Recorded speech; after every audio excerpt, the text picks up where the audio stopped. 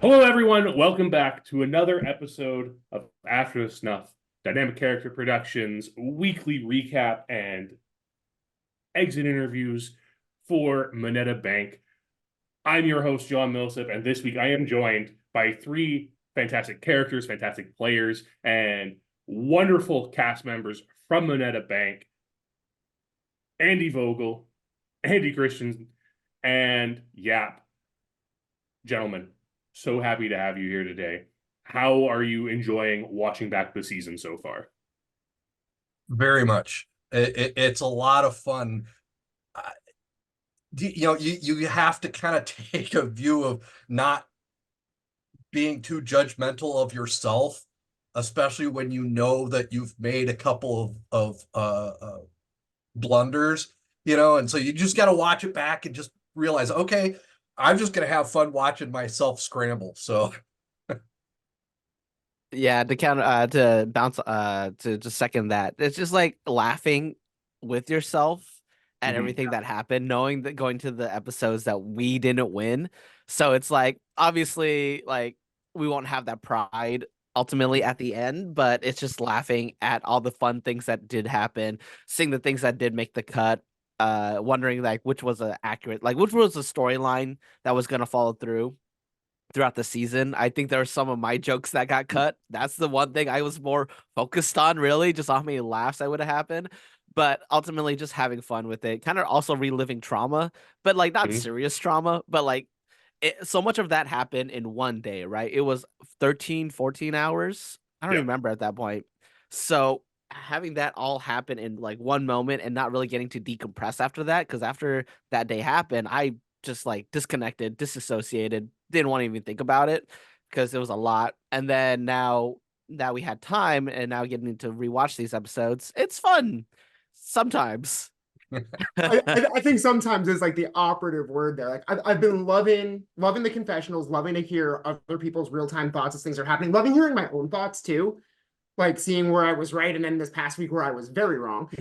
Um, but uh, as far as like the judge, what did you say, Andy? Something about like no judgment. Like I got some judgment, I got some thoughts, and I am so happy now that we've had some distance from the game, now that hopefully some of my actual motivations were brought to light, I'm gonna have a big moment if I told you so with my buddy Yap here. And then after that, we're gonna have some time where I can talk about the rest of you.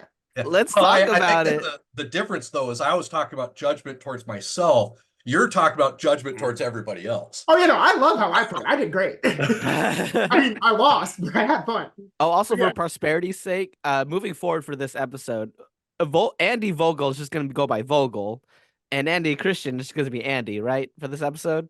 Yes, I think that's the easiest way to go about this. Sorry, I have thoughts Vogel. on that too. We have to take your name away again and just go by your last name here. But let's start with that because that was actually a question that Andy asked for you on over on Facebook. How did it feel having to relinquish your name and just go by your last name? Well, so in my day-to-day life, I do go by my last name. What I should have Right. done at the time is I should have been like, no, it's Mr. Vogel to all of you. Because that's my day job. That's what I do. But actually, like, here's where hyper analytical Vogel comes in. I was pissed. I was actually really, really kind of miffed about it because if you like, if you watch Survivor and you go through all the meta, when you take somebody and start calling them by their last name, like Cochran wanted to go by his last name from day one. You saw the switch between Cook Islands and Micronesia when Jonathan started going by Penner. You had the whole Lucina soliloquy in Winners at War. Calling somebody by their last name, especially when somebody knows that you're making that shift, it like elevates their threat level, which clearly I was not good at keeping down anyway. So, like, had I been like Yap and gone by my last name from the beginning, it could have been like whatever. But because it had to switch midway, I was like, well, fuck, I'm done. I mean, well, expletive deleted. I'm done. Like, Wait, I was just like can we one say more the nail F in the word? coffin. So thank you so much for that, McKenna. I appreciate you greatly for doing that. I mean, please keep swearing down, but like, it happens sometimes. Yeah. Just, don't make it too much because McKenna won't like editing excessive cursing throughout the episode, but you know, it's regular. We're having a nice colloquial conversation here, and we Fuck can yeah. leave it that way. So let's get into this. Let's dive into this because we're starting at the beginning of episode 6. Vogl, this is your boot episode, and we start off with Kyle kind of reflecting on the last round and how he and Kayla had devised this code where Andy would be the keyword bear brought into conversation somehow, and Yap would be lizard brought into the conversation somehow. Kyle ended up never saying either of those words, and in fact, Andy, you said lizard brain just like totally off your cuff in this tribal council, and behind the scenes, production's bursting out laughing because they're like, does he know about this code word at all? I had zero clue. Did not know that they had this code. And watching that back, just looking at the face of Kyle and Kayla as they were hearing my speech, they're like, what? It was great.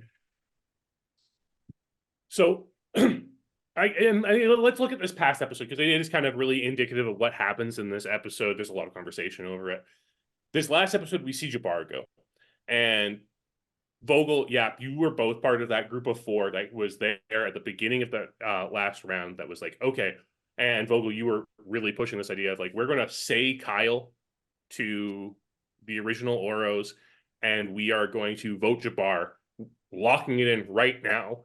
And we see through that episode, everyone did that quite fantastically, in all honesty. It's very rare that you see a plan like that go that hard, but even people who are trying to make those connections with those Oros, people like Evan, with Kayla, even you in those conversations, keep pushing that Kyle's the vote. And it's very clear, like the Oros had no idea Jabbar was going there. What led you to decide to not actually push Kyle, to go Jabbar there instead, and especially Jabbar over Andy, because Kayla was, of course, immune because the two of you had won immunity? So there were 2 sides to that. So I'm not like by any stretch an experienced org player. I think both Yap and Andy have more experience, definitely in long orgs than I do. But I am a relatively experienced mini player. Right, during lockdown in 2020, I did a ton of minis, and I did some very heavily public ones, which like there was like a meta game around that. So coming into this game, I was trying to remember what were some of the skills or some of the kind of like key takeaways I have from that experience and how I would apply them into this game. And the one thing that I remember the most clearly is that when everything is moving really, really fast and nobody knows what to do, they just want some sense of security, and they want some sense that they know what's going on. So if you have a plan, if you have an agenda, you lock that agenda down and you say, look, we might not see each other again for the rest of this round. Here's what we're going to do. And now, to that effect, I want to be clear. I did not throw Jabbar's name out. And you saw it in the episode, and it was completely brushed over and, in fact, lied about in my elimination episode. But I just said, guys, let's push Kyle and then not vote for him. Let's vote for anyone else. I didn't care who. I didn't say who. It was Evan who said Jabbar. And so I was willing to acquiesce to Evan, like, hey, I want you to feel good. I want you to feel like you have some ownership over this plan. So I'm going to agree with whatever name gets thrown. But my like personal inclination in not wanting it to be Kyle was we had spent a lot of time in those rooms like early on when we had immunity and we were just all talking to each other. It had come up like briefly that like Kyle seemed like the loud one. Every time we popped back into a challenge, Kyle was always still talking about something, and he was often like leaking little bits of strategic detail. Like he had mentioned that Rob got a vote at the first tribal and we all heard it. I think he had mentioned that they went to Rocks and we all heard it when we came back in. So Kyle was painting this little target on himself. And for me, that was a gold mine because I knew that I had this target on myself. So I'm like, great, I'm going to keep playing up that Kyle is this big leader. I'm going to keep playing up that he is the strategist, or that he's the schemer, that he's the sketchy one. And I'm going to make my team kind of fear him a little bit, or at least make them be intimidated by him. And then I'm going to try to work with him because the longer he stays in the game, the more I could have tried to deflect pressure off myself.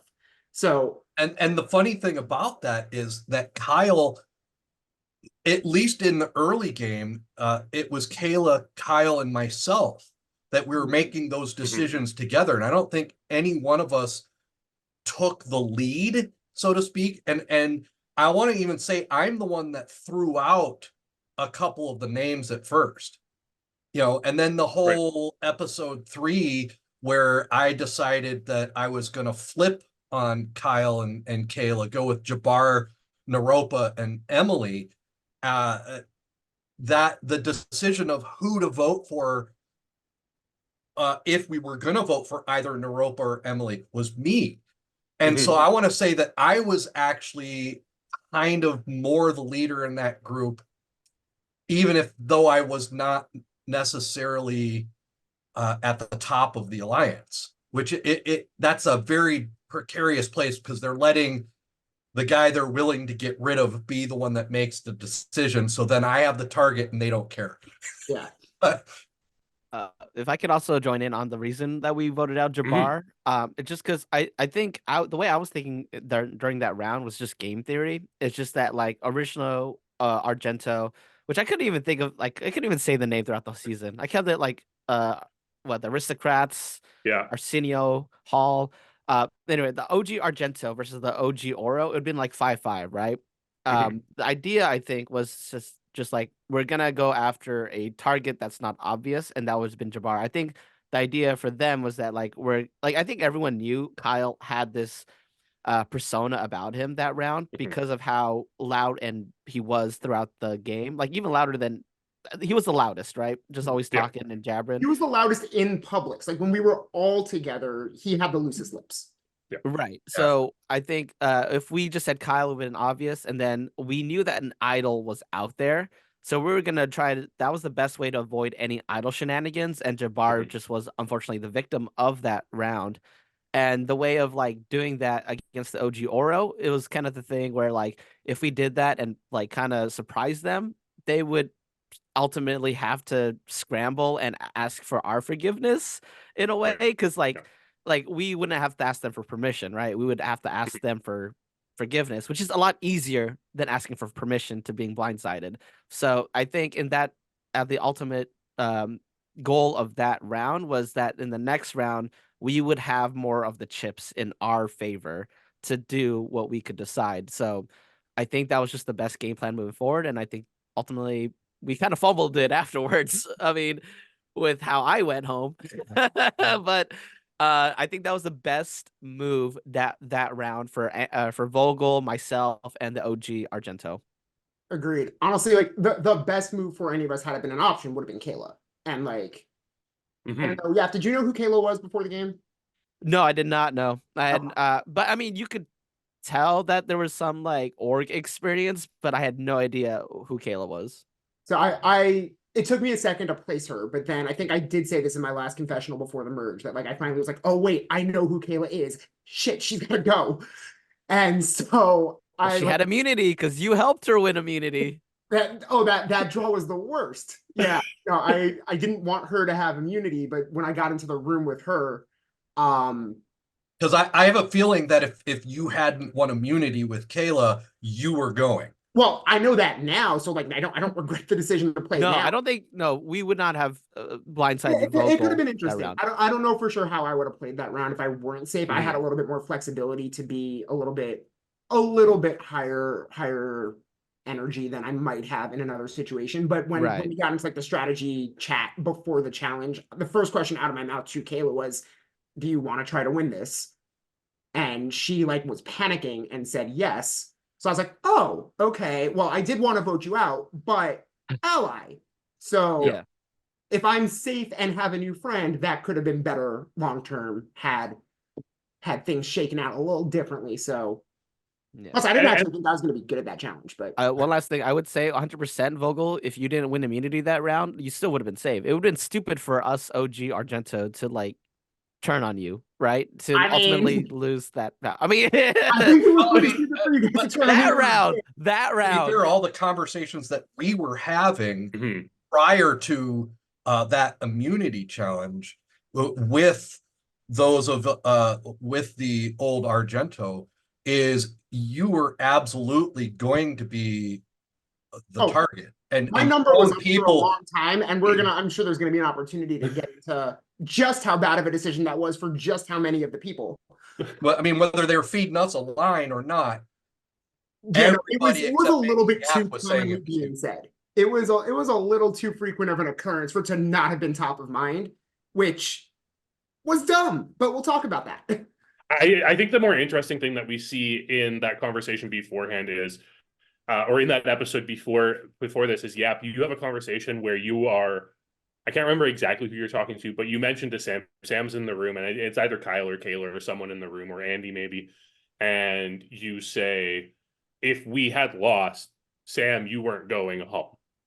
Yes. And you have that conversation where maybe it's Evan that you're having this conversation with, and like all three, no, it was definitely Kyle. It was Kyle. And all Jabbar. three of you are like avoiding actually saying Vogel's name, but you're all like heavily implying Vogl would have been the one to go there in that situation. I And do remember having a one-on-one with Sam, I think, after I did the whole steal a vote thing, Mhm. and he played the idol. I just wanted him to make sure, because I had no idea what Sam was going to do with that idol. He said that he was going to play that on me. I couldn't 100%, you never know, right? If they're legitimate when they say that. But I just wanted to reassure Sam that, hey, this OG4 of the Argento, like you're part, like, I mean, this OG Argento, you're part of it. You're Mhm. part of us. I don't know if I ultimately meant that, but I did want to reassure him. And I do think I was being honest that if during that coin banking challenge, the one where Naropa went home, I Mhm. don't think that Vogl. I mean, I don't think that Sam would have went home. I think we would have honestly said goodbye to Vogl that round. It was all top of mind. Vogl, I think you would have gone. We went to tribal council again. Watching it back, I agree with that. But I don't know. Should I get into why I think it was dumb? Is it time to do that? Sure, Go for it. I Yeah, mean, go for I'm it. sitting here, Please. so. Alright. Well, yeah, I mean, yeah, you're the easy one. You're at the moment for what everybody has seen, you're the easiest one for me to justify, wow, that was foolishness. I think that there was a little bit of a misjudgment of how I was playing the game. And Yes. I probably didn't do myself any favors in my own confessionals, because I probably tried to like ham up a little bit some of my devious side. But like, if you were to actually look through the game, like actions that I took, I didn't do anything. Like, I didn't do anything in this game. So I think the fact that people were so threatened by me and thought I was so scheming was a little bit mind-blowing. Where like, yeah, I was saying certain things like early on about like, hey, like, this is my crew, this is who I want to work with. Yes, in the Rob vote, I told Rob I wasn't going to vote for him, because you don't tell the person you're voting for that you're going to vote for them. Mm-hmm. But like, short of that, and then the vault, we'll get to the vault. I didn't do anything. I didn't do anything to most people that they would even know about. So the fact that it was all of you, and that it was so gung-ho, and that I was the schemer, and some of you thought that I was 2 tribes strong, and some of you thought I was going to flip, but all of you wanted me out. What the hell did I do? It's a snap judgment. It Vogl. is. Seriously, it is. And it's the same thing right off the top. My first confessional, I say, Kyle seems kind of shady. He's too smiley. And I got the title of the episode because I called him Smiley Guy or something like that. Or no, that was an option for the title of the episode that didn't end up getting used. And it was just a snap judgment. And Kyle's probably the nicest guy. And he just smiles a lot, which is awesome. It's just that when you're in these environments and you just make these snap judgments, and they're not always good judgments. And I think that's one of the big things that some people in the org community might not realize, the difference between playing a long game and a mini is these rounds. Sure, the first round takes like an hour or so to get everyone oriented and everything, get everything going, but they start coming quickly and very fast. And first impressions are so much more important in a mini than they are in any other game of Survivor. And we know in Survivor, first impressions are important because it will help people to have conversations with you. In a mini, even if we just look at like the first tribal council this season, right? Who are you going to vote for? You have to, when Oro goes and votes Jenn off, it's like, we just kind of have to make a snap decision here. We have one thing really to go off of, and that is this challenge that's happened. And it's almost a detriment that Argento kept winning and you didn't have an Yes. opportunity to build individual relationships with people. Agreed. 100%. And that putting me out. Well, and that goes to the whole thing, like with Rob and myself, both being Browns fan, everyone just immediately assumed that we were going to be like, you know, like this. And I was like, I would love to have worked with Rob.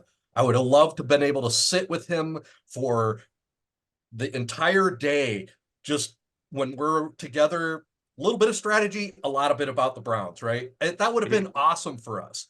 But I had to run from that because that making that tight duo like that puts a target on our backs. And I was like, in a way, I was kind of glad that he went to the other tribe because then I didn't have to worry about that target anymore. And that he got voted out right away means that I think someone even mentioned, I think he's tight with Andy because they're both Browns fans during the conversation about that vote that round, which maybe you guys were always going to vote that way anyway, but that certainly was just one more reason why we're not going to work with Rob, is because he's tight with this guy on the other tribe. And so I honestly think that while I would have loved to have worked with him, I couldn't, because everyone's snap judgment was, oh, these guys are both fans of this team that is so horrible, so they're going to be so tight. And yeah. John, to your earlier point, Vogl and I talked about it like after the whole game, is that like we really just needed time to like have one-on-one conversations, but we were stuck in the rooms like after we won, and it sucked because like you're just having these surface level conversations and you can't go in front of 5 people and be like, hey, Vogl, you and I about that thing that just happened in the vault, like we can talk about it. I especially didn't want to put him on blast, right, to make it look like I'm like but basically betraying him in the face. So it's like we really hurt ourselves. Like I'm come from an experience of like playing long games where we have time to sit down and feel 100% with each other. I'm sure if it was a long game, Vogl and I would have hashed things out, had time to talk about it. Ultimately, after that one conversation with the vault thing, I don't think him and I ever had a chance to ever talk one-on-one about it and hash it out. And at that point, I had already had my judgment about that situation, and I wasn't able to just talk it out with him. And in his perspective, it was like, well, I guess I have to like now work with Yap, and that's the thing. But when I caught him, I was thinking, oh, he is like a kid that got caught with his hand in the cookie jar, right? And it just felt like guilt rather than genuine wanting to work with me. And I think if we talked about it, it would have been fine. But I mean, that's just I was like, I was toying with the idea of working with you at that time anyway. right. Actually, can we talk about the vault? Like, yes, absolutely. Please do. Because I think so far I watch all this stuff, right, John? Like the way that you know me is through the specialists and through me being incredibly analytical and paying attention to anything and everything Survivor. So like, I know a lot of stuff and I've seen a lot of stuff and I'm paying a lot of attention. So I've also been watching your interviews the last couple of weeks. And everybody so far has been like, oh, the vault's so interesting and it adds a fun dynamic to the game.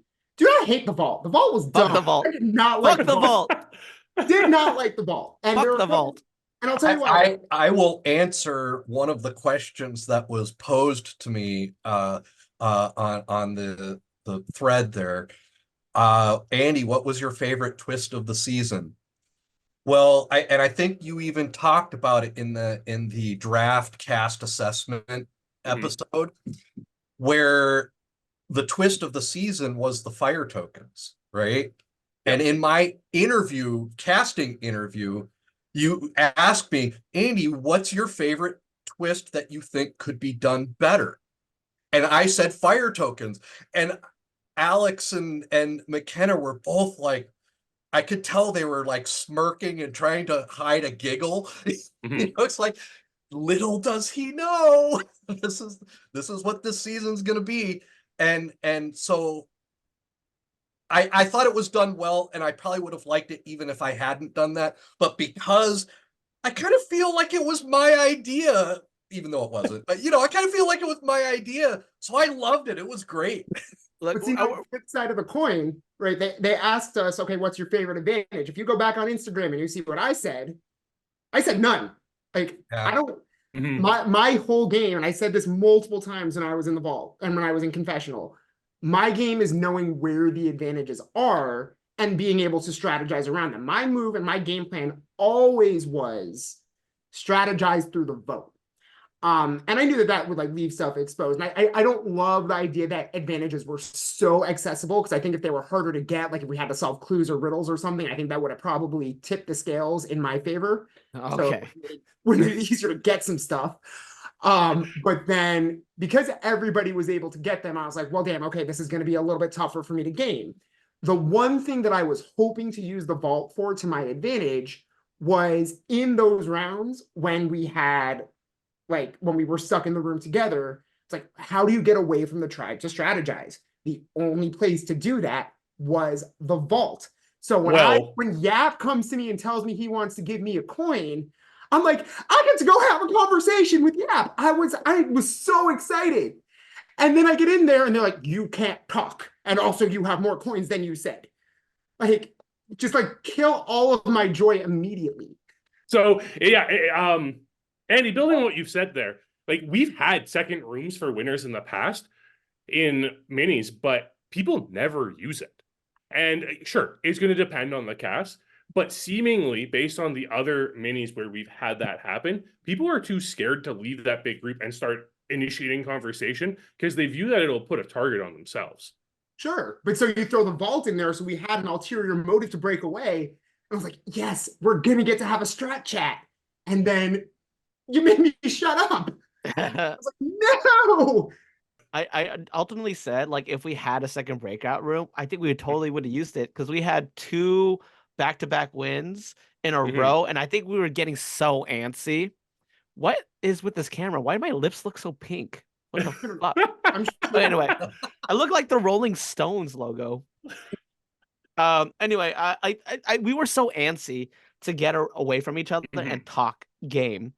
So we totally would have loved it. Yeah, it just how it happened. Look, the whole twist of the season, great for the viewers. It's a fun thing, right? To play in it, it feels like you're playing Survivor plus chess, but the pieces are invisible, because like it is a game of like how you use these advantages against each other, but you also don't know what the hell is going on the board. So you kind of think you're doing. And the thing I want to talk about, like, I wish we had more time to talk to each other and solidify things, Vogl and to the rest of the tribe. And Andy, you too. Like, we have a strong connection. We both do improv heavily. Yeah. All three of us. You too, Vogl? Yeah, I was in a troupe for 3 years. See, like, we could have talked about that. We could have built something upon that, but we didn't get the chance. So when we went into these rounds where we were voting each other out, it was like skydiving. We were putting our trust into things with, do we have a parachute? I don't know. And then once we finally land at a spot, we have to pick up the pieces, because we have to always talk about the aftermath because we don't have time to chat. So it just like, I don't know. I just wish we had more time, but that's the nature of minis. And this is why this is my first mini.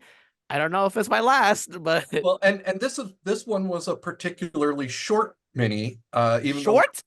Yeah, we were there all day, but I mean, the one I played before this, and I know you had said something that I had done a lot more long. No, I've played 3 minis. I've played one like werewolf game online, and I've played one long game on Skype, and I'll never play a long game again because I don't have the bandwidth to do it. I just don't. I can't turn off the game back to my life. So even the one long game is more than I've done. I mean, I've got too much stuff going on in my evenings that it's like, well, I have to then suddenly make Wednesdays, Thursdays, and Fridays available every week. Oh yeah. Instead of doing my normal D&D game on Friday nights, my board game night on Wednesday nights, I have improv shows on Thursday, like every second or third Thursday of the month. And it's like, if it's a month-long thing, it's like, well, then do I just not perform that night? And it's like, No, that's my life. That's what I like doing. And a mini giving up a day or two. One of the minis I played was spread out over 2 days, and they didn't take people out of the conversations to do their confessionals. They let people just do. They would say, "Okay, everybody, you got 5 minutes of downtime. Go do your confessionals," and then they would come back, and that allowed people to not feel like they were missing out on conversations because they were getting pulled for confessionals. I mean, there's different reasons for both ways of doing it, and it definitely changes the strategy. I will say I prefer long games, but the last long game I played, I lost 10 pounds because I would come straight from home and I would be talking through dinner time. But I prefer it because you get to nurture relationships and conversations. But yes, you don't get to turn it off, and sometimes you feel like you're screwed when you're like focusing on your real life. That was a lot easier for Yap when he was not in the corporate world and not doing a improv and D&D also. So it's like if you have a like more of a social life outside of like work, then I don't advise long games because then you kind of neglect your real life a little bit. Just Well, and back when I was single and only had a few things going on in my life, yeah, sign me up. I got nothing else going on. don't But rub now it that in I've got, Vogl and I's face. and now that I've got three or four, friend group, like 20-year-old friend groups, and we each do different things together. And I've got a wife and all my extracurriculars. It's like, I don't have time for devoting 3 or 4 days a week. Even if it's just 2 hours a day, I don't have time for that. No, Okay, and we like, get it. and more than Vog- that, even all that notwithstanding, and I'm in a similar boat minus the joys of being in love. Me But too. if anyone's looking, I'm single. I'm sure I'm super single right now. You made the merge, so you're The dateable, right? texts are coming in already. I did make the merge. I made the merge. You can date me.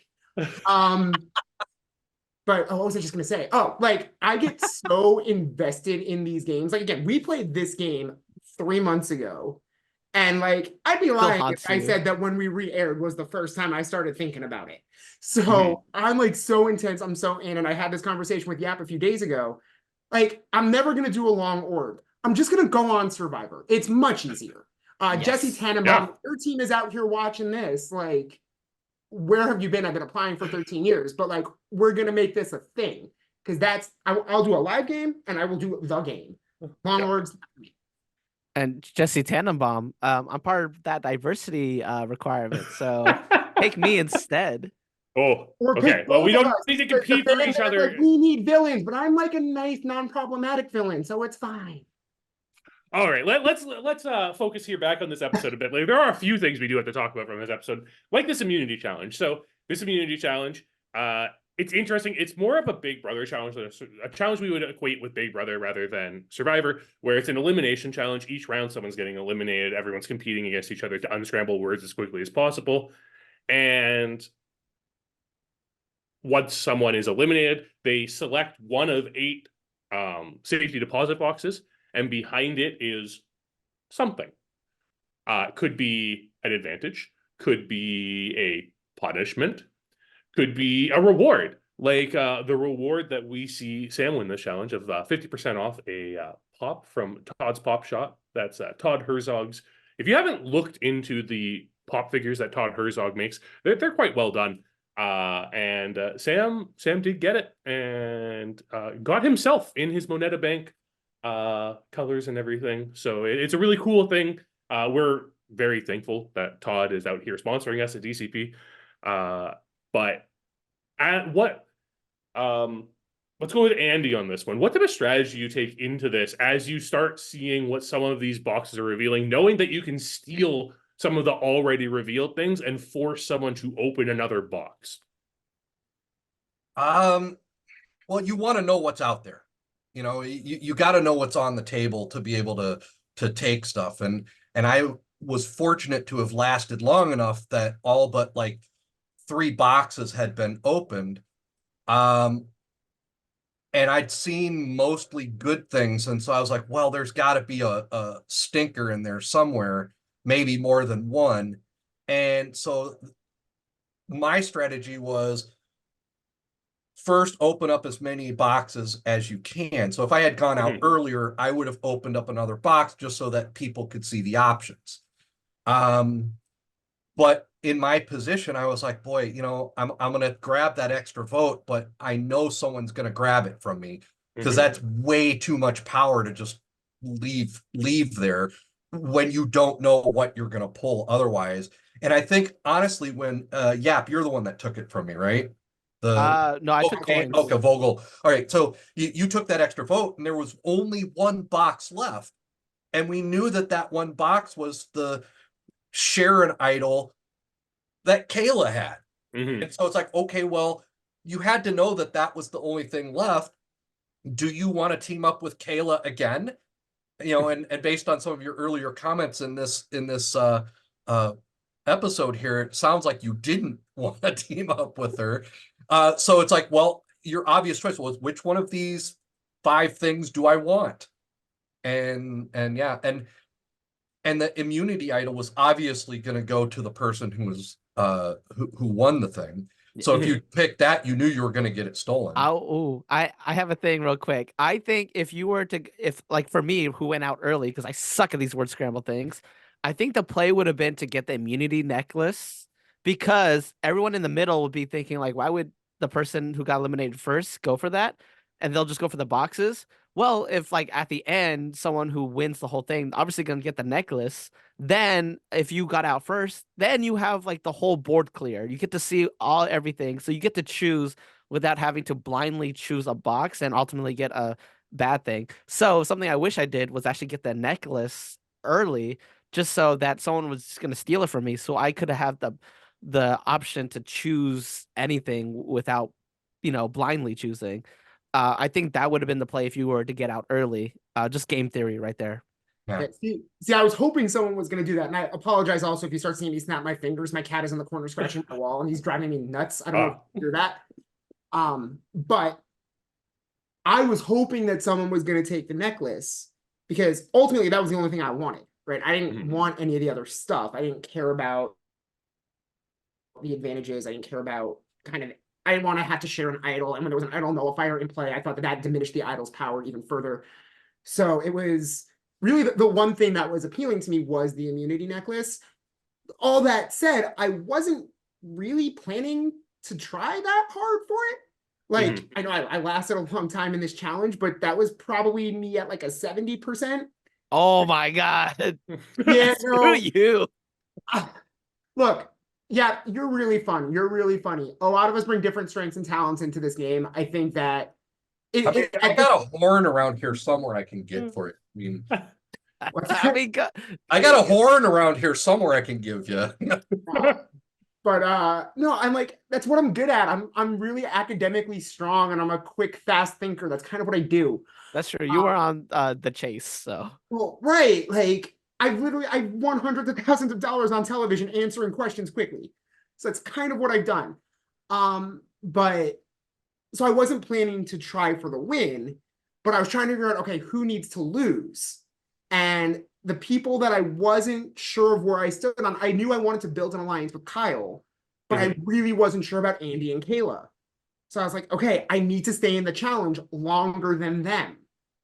Right. We're in the final 4 and it's like Andy and Kayla are both still in. So I just kept going. So I did in that last round with Evan, I did legitimately try to beat him in that last round. And he beat me fair and square. And that's all good. But what I was hoping was that somebody was going to take the necklace earlier so that it wouldn't have been like so taboo for me to take the necklace. And in fact, you could kind of see, like I asked Evan after he won, I was like, Evan, are you going to take the necklace? Like, is that what you want? Because if he didn't say yes, I was taking the necklace. Yeah.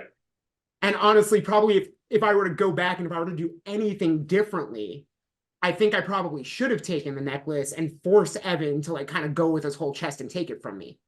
Because I don't know if then you would have had a pick of the whole board. He already kind of did. I would have had to take what you had. But I would have had to take the other half of the idol, which for whatever reason, my processing was not working in that regard. I thought that the other half of the idol was going to get introduced like in a future round. So I wasn't sure that that's what was in that last box. But I should, like, if I would have done anything differently in that challenge, I would have taken the necklace and forced Evan's hand and forced him to take it from me. All right, so I'm just going to break down here what everyone ended up getting out of this challenge. So, in the end, there's a lot. What is it? Karli ends up being stuck in the well, can't move from the scramble room at all, and has to just rely on people coming to her. Simona loses her vote. Kyle ends up with the idol nullifier. Andy and Kayla have half of an idol each that has to be used together. Sam has won his reward from Todd's Pop Shop.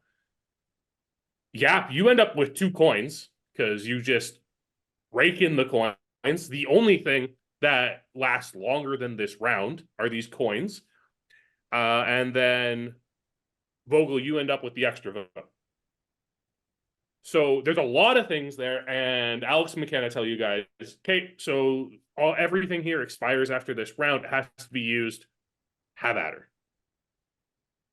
How much did this change the way you approach this round? Yeah. Just knowing that we had to be even more careful, I think, with our conversations throughout the round because of all these things in play. So I think, you know, I think in that round, I had to assume that Andy and Kayla were going to work together. Even though, like, finding out after the episodes that there was a fracture, right, between the OG Oro, but we never really got a chance to explore that, I think, throughout the game because of how everything was happening. So we had to go under that assumption. And I think with all the shenanigans in play, I think that's why I think we all leaned into getting rid of Vogl that round, another reason why I think we all were wanting to do it, something I wanted to do personally, was because Vogl is someone who has the drive to approach someone who they were working against the whole game and say, hey, I want to do this new opportunity. I want to work with you. And I was always afraid of that. Of course, in the end, turns out Vogl would have been loyal to me. Vogl would have been loyal to me 100% to the end, right? But there was no way for me to 100% know that. Not even like, I think 8 is like 70% know that, right? But I was always afraid of Vogl taking the reins and just controlling this game. Ultimately, I think that was a mistake, but in that moment, Yap in that moment went with his gut, and I'm here. So, yeah. And I think that is actually one of the harder things about Survivor, right? I know, yes, there's a lot of strategic play, a lot of social play, getting to know people, but it's also being able to trust people in general. And that's the hardest part to navigate because everyone has their own intuition and you're not sure how you're appealing to that intuition at any given time. And when you have that sinking suspicion, like, okay, I could probably work with this person, but how loyal are they to me as opposed to how loyal I am to them? And is there a power indifference there that comes from that? Makes it really difficult to navigate these games. Another thing too, Vogl says that he wanted to go to the end with myself and Karli at a final 3. I wouldn't want that because I know me. I speak like this. I speak very colloquially. I say a lot of likes as a stutter because I'm such Californian. I would not do well at a final tribal council against Vogl and Karli, who are so eloquently spoken, or eloquent, right? See, I'm fucking up like the English language. So they're so eloquent. They're so well spoken. I would drown in a final 3 with Vogl and Karli. So that's why it wasn't in my best interest, in my opinion. Vogl can think otherwise, but I seriously think that I would not stand out. I would look like a kid that got dragged to the end. Well, I'm going to push back on that. I'll push back for a couple reasons. Number one, yes, I'm a pretty good speaker, and Karli is super intelligent. And she told us that she had a PhD about 5 seconds after we met her. Right. I love that she was trying to be low key. So she was. I have a PhD. But yeah, what's different about you is that you make everyone laugh and you make everyone like you, and your way of speaking, even when you're not confident, comes across as so endearing.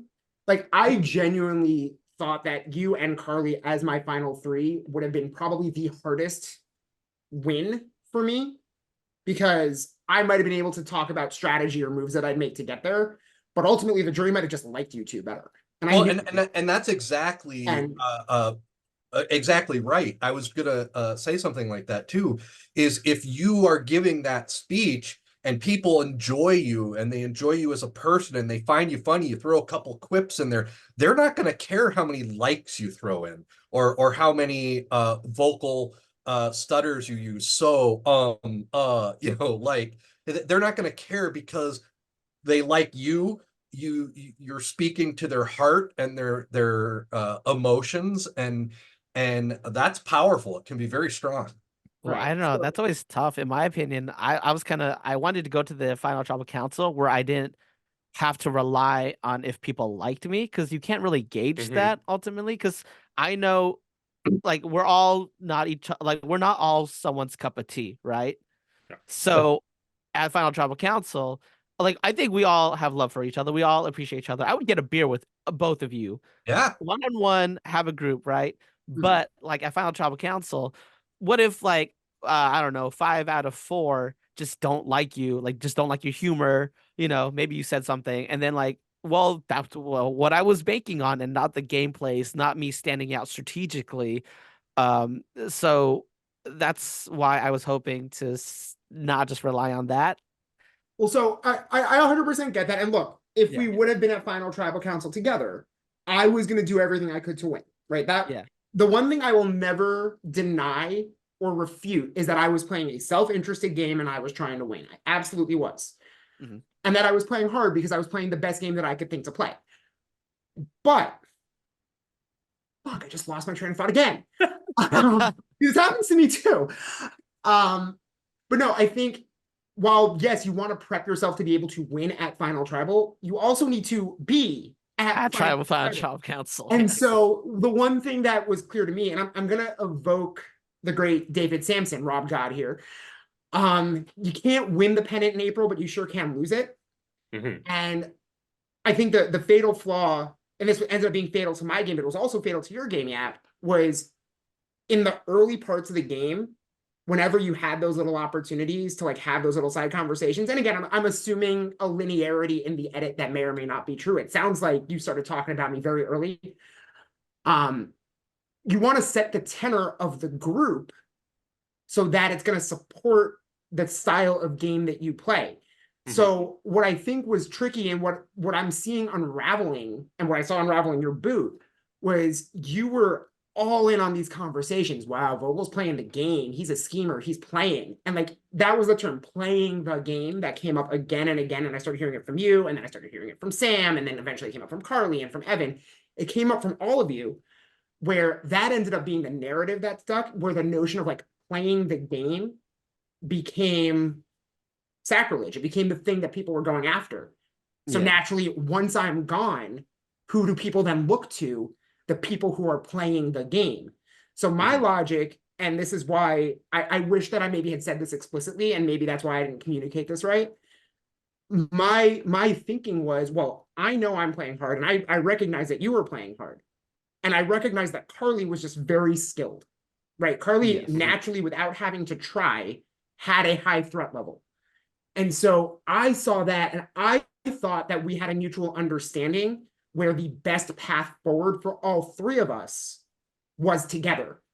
And so you became my blind spot, where I knew that you might have turned on me at some point, and I knew that might be something you'd try later. But it truly felt like it was the optimal decision for the three of us to be a 3, especially in that round when we had 4 votes and could have put them on one of our Argentos who didn't have an advantage, which is why I threw Sam's name out. And that's why Sam was my target that round. It had nothing to do with wanting to be chaotic or wanting to take control. It was like a mutual recognition of, here's where we're at. Here's how people see us. I just wish I would have communicated to you guys that no, it was your best move to not turn on me, even though I was a threat.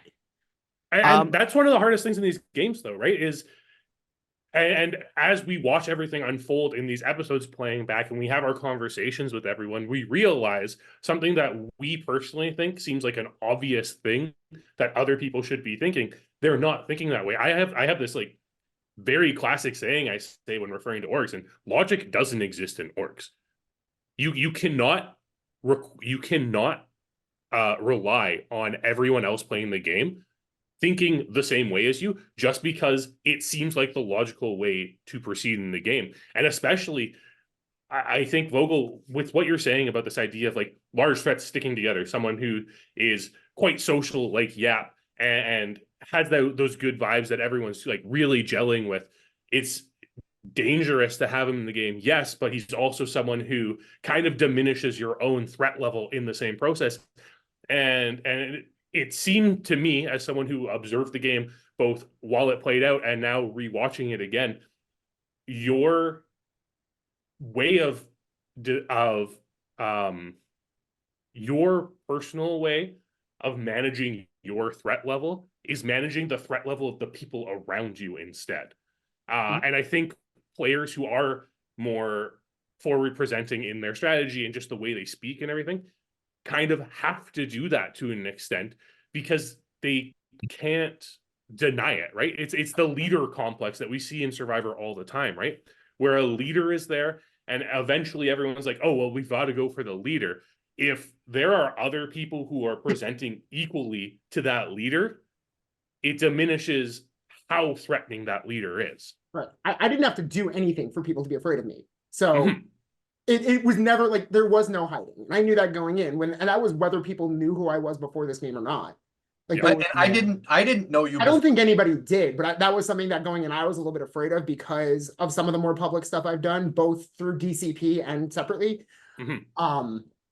But whether that was the case or not, I know that rule number 1 of Survivor is you don't win unless you play as yourself. And for me personally, and I know that I come across as a loudmouth sometimes too. That was my first, seeing you. I was like, oh, this guy's someone to watch out for. He's the one talking. Yeah. I mean, seriously. No, I know. And so I knew that. And I knew that, like, I'm not going to shut up for hours and hours and hours. And so my strategy, especially in those moments of downtime, was, okay, if I'm going to talk, I'm going to talk in a way that's like, guys, you're on my team. I'm going to let you in on my thoughts because you're who I'm supporting. The one advantage I'm going to buy is the tribe advantage because I want to be about the team and about an alliance. Because at the end of the day, it doesn't matter if I'm a loud player, but I'm not a chaotic player. I'm actually very predictable. Where like I'm going to make the optimal move to move myself forward. And it was, I don't know, there were times in that game where it felt like I was showing up for my Major League Baseball tryout and it turned out I was playing against the Savannah Bananas. So like, well, I mean, just like my approach to the game didn't necessarily vibe with enough people at the right. I'm a huge, but this goes just, I think to John's point, I'm a huge board gamer. And I'm talking, when board games, I'm talking like some really complex, high strategy, board games, whether it's Euro, like Monopoly or whatever. And Monopoly. What? No. Wingspan, I'm assuming, or Roots. Yeah, Wingspan, Settlers of Catan, Terraforming Mars. A lot of the different Euro games, train games, rail games. Name it. I've probably played some version of it, and you've got people all coming together, and they're coming together to play a logical game. And so you've got a group of geeks who are all logically brained because they like to play these logic games. Yeah. And their logic is almost always completely different because they approach these games in such different ways. To some point, somebody's making a play and you're like, why are you doing that? You're blowing my game up at the same time you're blowing yours up. Blow somebody else's game,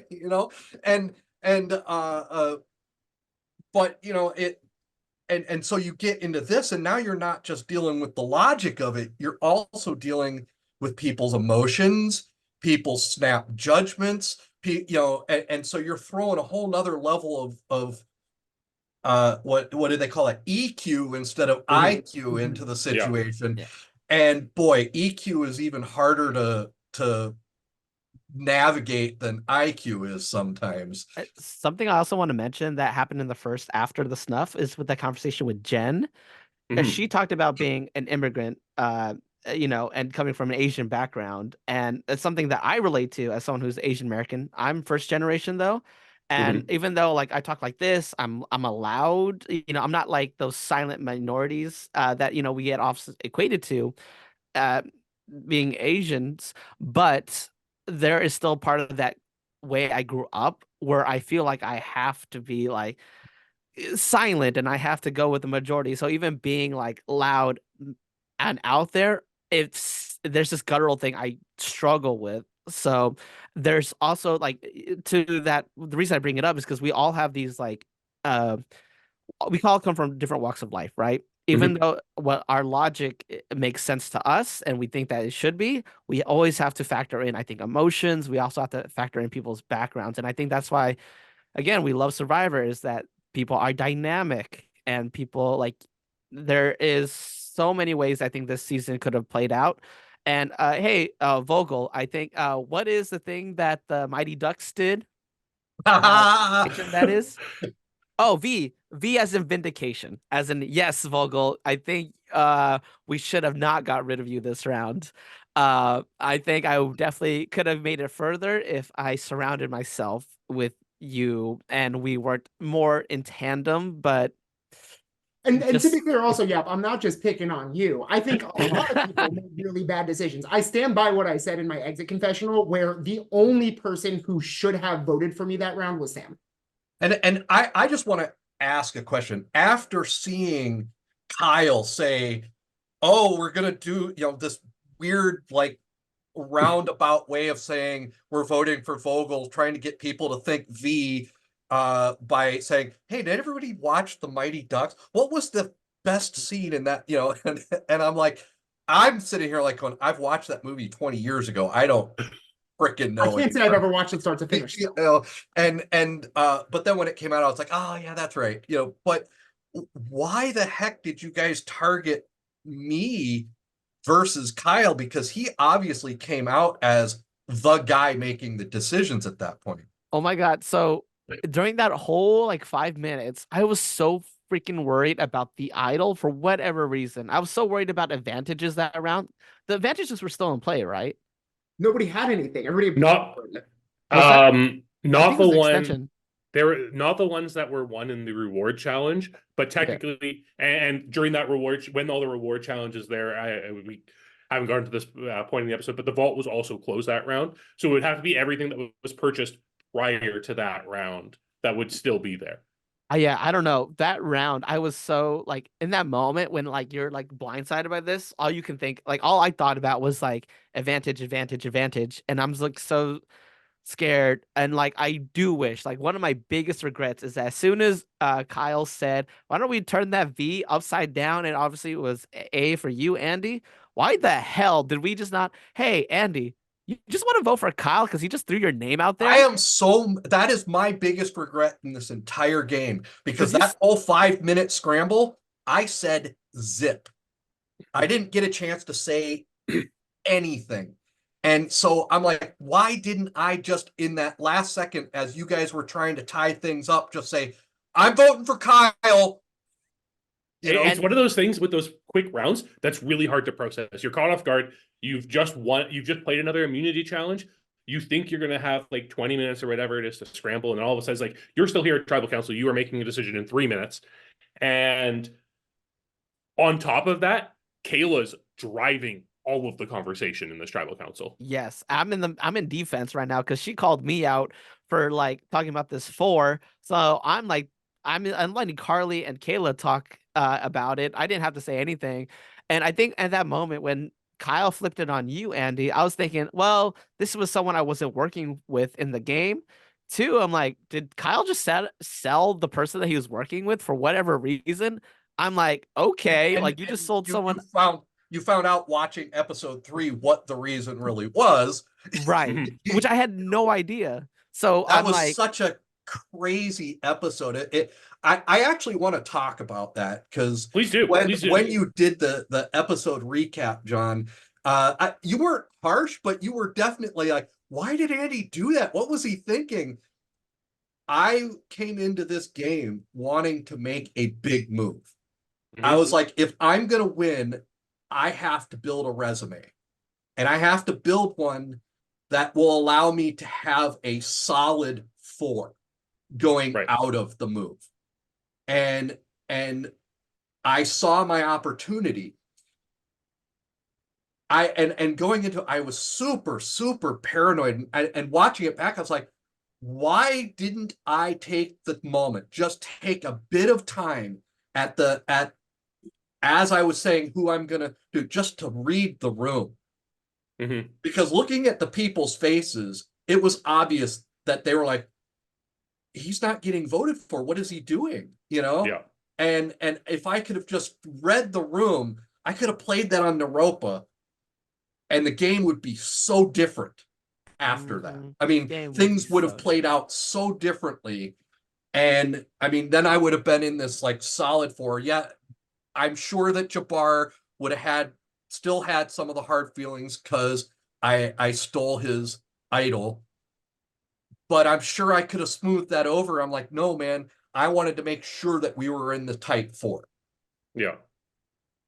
Yeah, it's hard. And again, it's difficult to navigate these in such a short time, and communicating when you're constantly having to bounce around between breakout rooms and hope to catch the right person at the right time. And we even see in episode 7, there are some people who are like, yeah, I haven't even talked to this person yet because everything's been so crazy and everyone's trying to find who they're talking to. Andy, of course, like, you go out really quickly in that fast round. It's honestly, that's always the most difficult round in every season we have. And this is the first time, in my recollection, and maybe I'm wrong, I'm sure people will point it out if I am, that the first name thrown out isn't the person who gets all the votes. Yeah. Because Kayla throws out Karli's name, and there's enough defense for Karli that Kyle has that opportunity to say your name instead. But it was 2-2-2. Yeah. You know, and I think I voted Kyle that round. And you voted, did you? And he got 2 votes. No, you voted Karli. It was like You voted Karli. 2 vote. Yeah, the people who voted for Kyle were Karli and Sam. Okay. Sam and Karli voted Kyle. You and Kayla voted for Karli. And then the other 4 voted for you. Yeah. Right. And it was, if I had just thrown my vote, because I was planning on voting Kyle and I switched it up.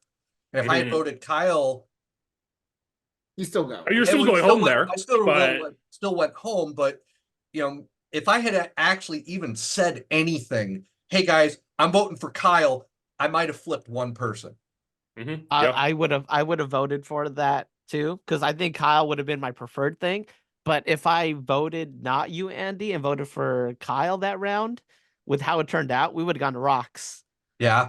So I would have preferred that if I was the one that would. Oh yeah, home. I'm sure you would.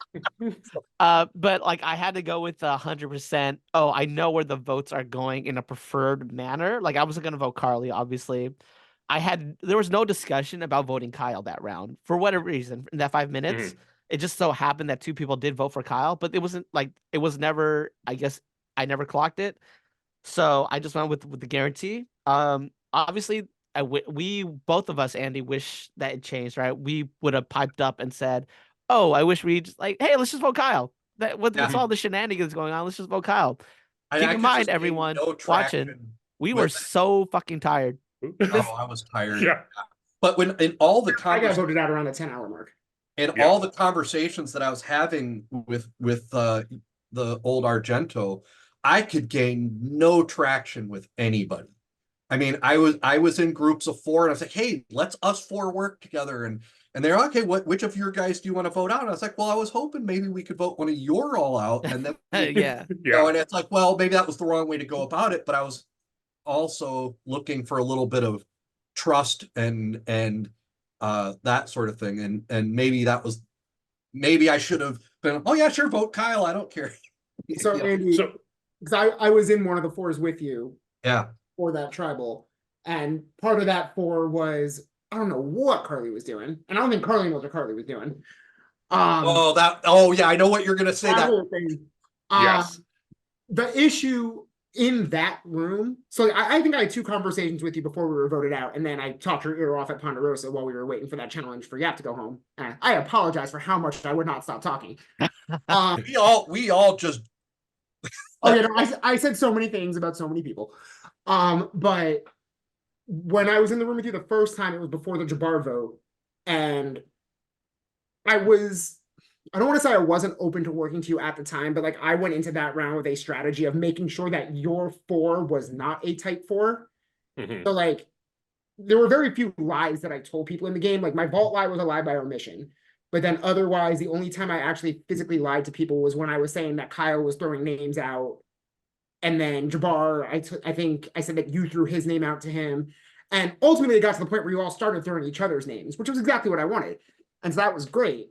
Well, But I want to clarify something here too, because in that 5-minute scramble there in the round that I went, Mhm.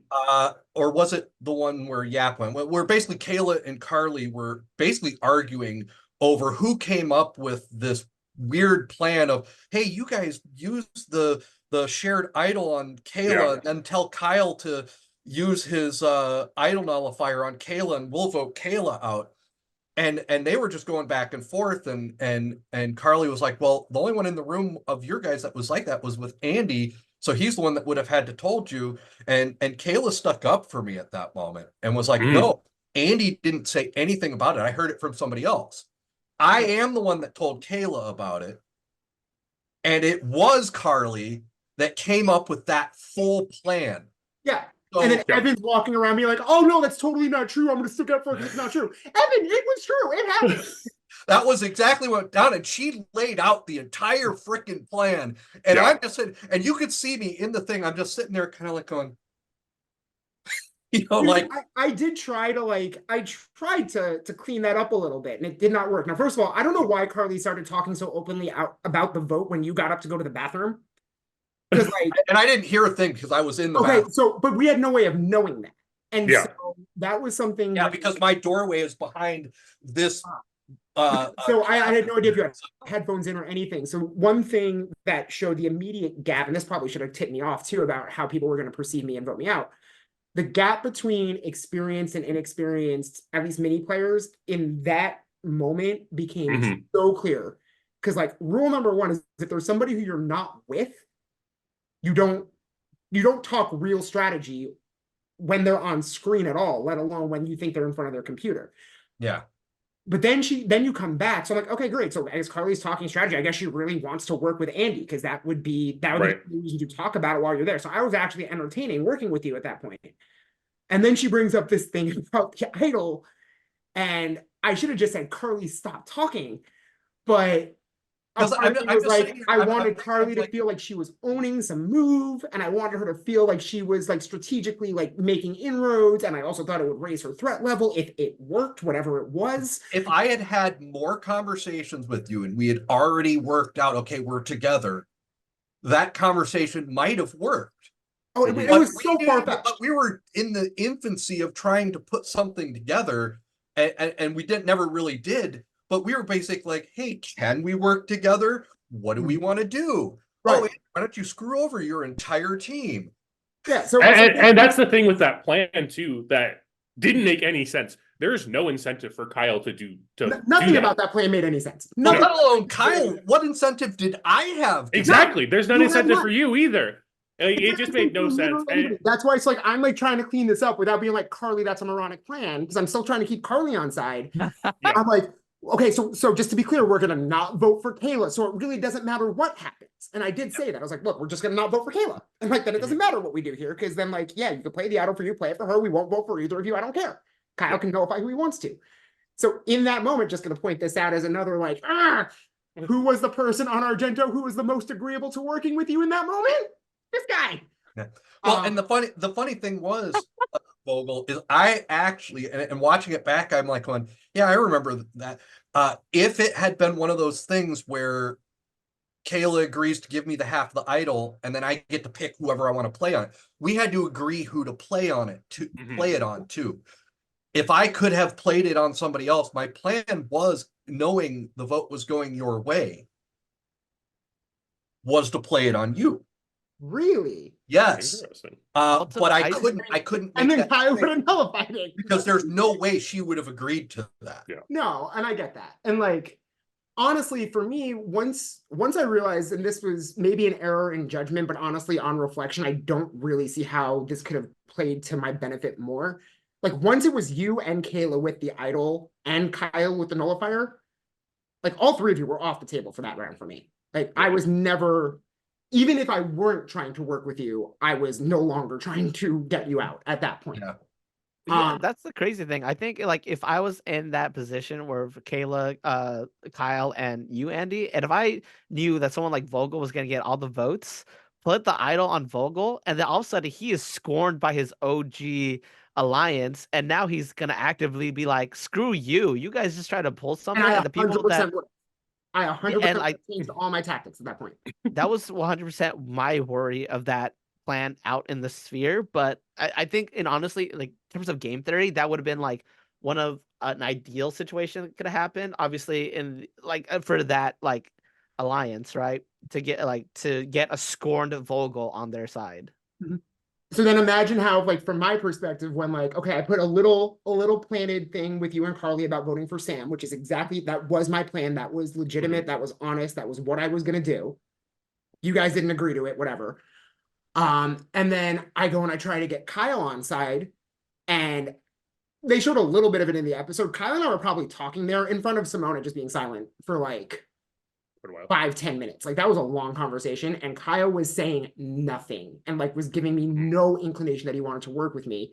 And then Kayla pops in saying like, oh, I heard you started this thing about the idol, and she said later because she wanted to rattle me, which like it didn't rattle me, but it confirmed that I was the target.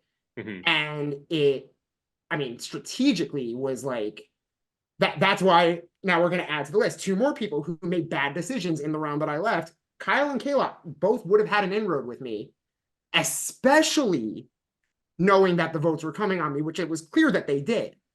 And I knew from when Kayla came in with that level of confidence to kind of call me out, I knew I was the vote. But it was this like whole thing where there were so many options and so many opportunities in that round, and I was so frustrated. I'm really glad you bring up Simona being in that room with you, though, because Simona had, in this episode, expressed that she kind of felt on the outs because she wasn't in that initial group of 4 that made the decision on, like, push Kyle's name, vote Jabbar in the last round. But also, she's sitting there being silent because it's like 4 o'clock in the morning from where she's playing at that point. And that's something that doesn't really translate. And I think we see it a lot more in episode 7, where if you notice, she's starting to talk a lot quieter. And that's because it's getting a lot later at night and she's living with other people and she's trying not to wake them up. She was also more out of it than we were. Oh, 100%. Yeah. By the end, like 8 o'clock in the morning. Yeah. Like in those first couple rounds where we were stuck with immunity, she was like, oh man, I came into this raring to go. It's 4 PM. Yeah. And we're like, no, we're so tired. It's early in the morning. And then that completely flips. Yeah, exactly. I do want to just push it along and like get through this episode where Yap goes home. But there is something I want to mention about the tribal council where you go home, Andy, and that is one of the important things. So Kayla throws out Karli's name, and Evan immediately speaks up and says, I don't want to do that. Kayla, I'm not going to write down the person you said you are closest to.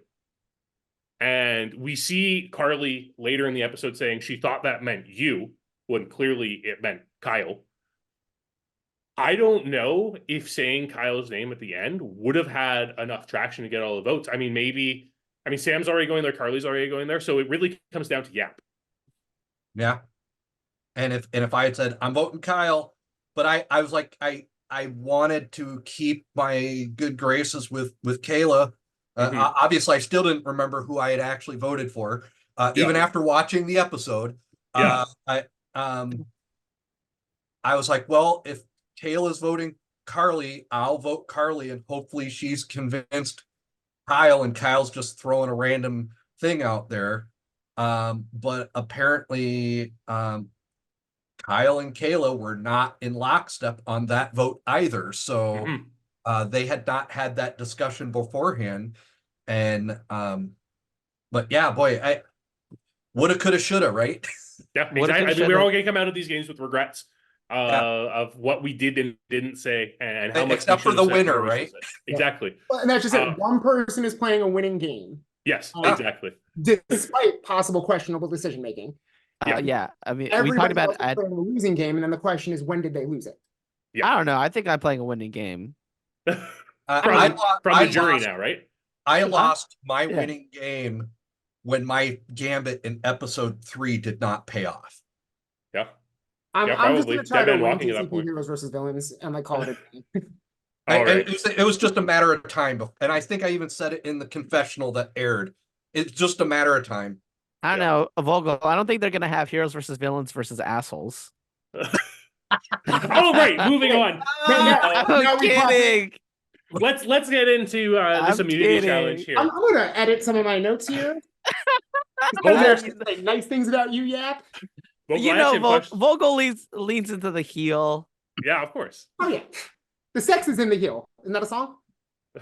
The what? Kinky Boots, anybody? Maybe. No I one. don't know. It's a song from Kinky Boots, Billy Porter. It's called "The Sex Is in the Heel." It's great. Okay. Oh, from wait, Billy Porter or from Kinky Boots? Like Billy Porter sings it in Kinky Boots. Oh, okay. I haven't It's a listened. great to song. It's a wonderful show. It's a great musical. Cindy Lauper won a bunch of Tonys. Everyone should see it. Where Tony you at? Award winning. Yeah. Musical. So As am I. Vogl, watching this episode back, how did it feel to know you get eliminated right before a trivia challenge? Let me tell you. No, I watched the episode back, and I was actually surprised how badly I did at the trivia. So It wasn't easy trivia. I also want to note on this. When we challenge tested this, I said this trivia is too hard, and we cut out some of the harder questions. Harder money questions or harder survivor questions? Money questions, not the survivor questions. So full disclosure. Now, in case anybody is watching this and is not aware of my background, I have been on 3 televised national game shows. The most recent one being The Chase, formerly on ABC and Hulu, although it hasn't been canceled yet. So like, write to your senators, make sure it comes back for season 4. And I also, before DCP was doing orgs, back when they were under a different name, they used to do Survivor trivia nights where they would have, it would be like 20 people on a call. And then like just doing this like massive trivia game. Some of the questions got very convoluted over the course of it. Yes. I was the very first winner of that. And then they did like a winners at war game with me along with Kyle, who's on production, and Annabelle, and yeah. that as well. And before any of that, the very first time John and I interacted, second time McKenna and I interacted, but the very first time John and I met was doing the Survivor Specialist trivia game, which was like this 4-hour-long double elimination tournament during the height of COVID, which I also won. Yeah. So like, yes, I'm a math teacher. Yes, I'm a wordsmith. I've been on Wheel of Fortune also. But trivia, I lost the game. I need to say something good about me. I'm kidding. But so like, as much as Survivor has my heart, trivia is my wheelhouse. And you're and also I teach personal finance. and you're a chaser on a shout out to the hometowns. BB Hometowns The Chase. I am one of their chasers. Currently operating on a 3-episode winning streak with an episode to air at some point in the next 7 weeks. But yeah, so trivia is my thing, and I teach personal finance, so I know money, and I know Survivor more than most past players. So my memory is really good for certain things. Yeah. It comes to memorizing trivia, not so much. yeah, I mean, I have like a really good memory for just random bullshit, essentially. But when it comes to memorizing who went home on what episode of what Survivor and what season was it, I couldn't put the numbers of the seasons next to the names of the seasons, except for maybe a few. oh, no, You know, I that's Especially just, those new era seasons where the numbers are the name, right? well, okay, I could get those. I, You know, I can do that. I can name every castaway from every season in boot order, first and last name. R.I.P. Sonia Christopher. But you know, Survivor, especially like so, trivia is Yeah. my thing. Survivor trivia is like my lover, and so I Well, was that's playing why you're along while I was single, watching right? the episode. I was actually really surprised. I did very badly with the money questions. I thought I would have. Mhm. Like, I was second guessing myself on a couple. I thought you were trying to go a little big brain with like Right. the 18th century one and some of the others, but purely on the Survivor questions. By the end of the challenge, I was tied with Kyle, so I Yeah. would have won that challenge eventually. Well, and I was just gonna say, if Survivor trivia is your lover, that's why you're still single, right? Oh, Ooh. Oh, the shade is coming out. So, anyways, back into this challenge. This is also a reward challenge. The winner of this challenge, who we already alluded to, is Kyle, also wins a 20% discount from the Vintage Survivor store. Fantastic store that has everything old school you want from Survivor. It's there. And also a pack of Survivor trading cards, which is actually really funny that Kyle gets this because I personally know Kyle. That's how I got him to apply to this season through playing trading card games. So it's really kind of ironic that he comes on and he wins a pack of Survivor trading cards, which are really cool. The game, very convoluted, let me tell you. But it's cool to kind of have that history of Survivor there.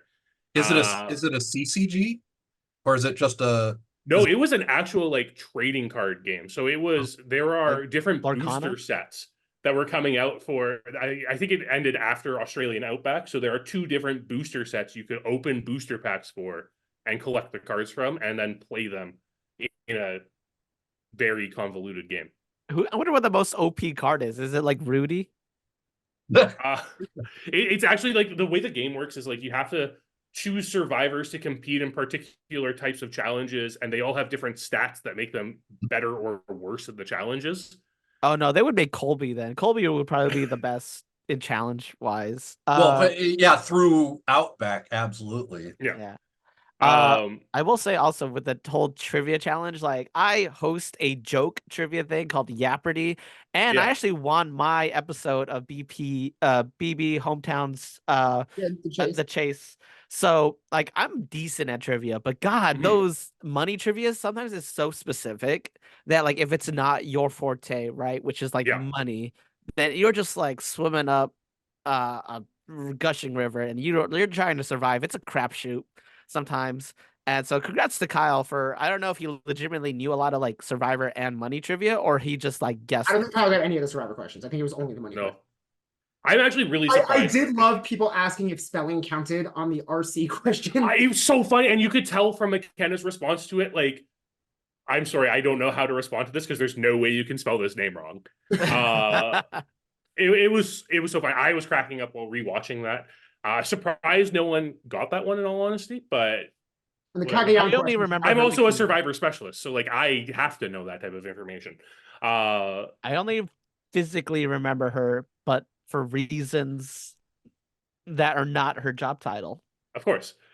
So after Kyle wins immunity, Kayla immediately goes to the vault. And we've seen the strategy from Kayla for a couple of rounds now. She's very quick at going to the vault. She's very quick at revisiting the vault.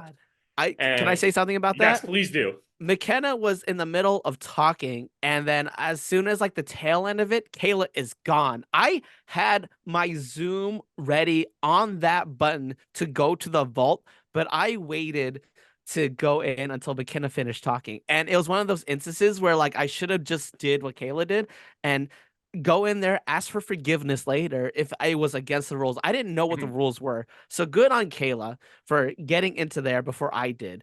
Props to her. Trust me, I was ready to go into there. And I do think the game would have been different if I got in there first before Kayla. So props to Kayla for getting in there first. And I wish I did. Trust me, it was in my forethought to get in there first. But yes, John, as you continue.